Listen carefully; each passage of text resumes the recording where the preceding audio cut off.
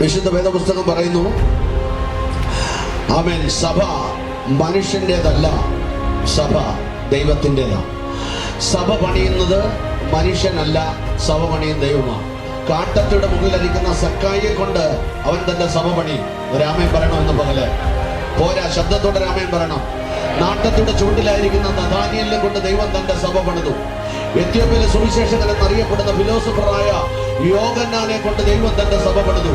പട്ടാപ്പകൽ കയറി വന്ന ശമരിയ കാര്യത്തെ കൊണ്ട് ദൈവം തന്റെ സഭ പണിതു.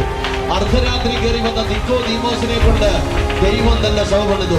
വിശുദ്ധൻ എന്നറിയപ്പെട്ട നോഹയുടെ മക്കൾ ബാബേൽ പണിയാൻ പോയപ്പോൾ വിഗ്രഹാരാധി എന്ന് വിളിക്കപ്പെട്ട തേരകന്റെ മകനായ അബ്രഹാമിനെ കൊണ്ട് ദൈവം തന്റെ സഭ പണിതു. എത്ര പേർക്ക് വിശ്വസിക്കാൻ കഴിയുന്നുണ്ട്? പുറംപറമ്പിൽ കിടന്ന നമ്മെ കൊണ്ട് സഭ പണിത ദൈവത്തിന് ഒരാമേൻ പറയണം ഈ പകൽക്കാലം.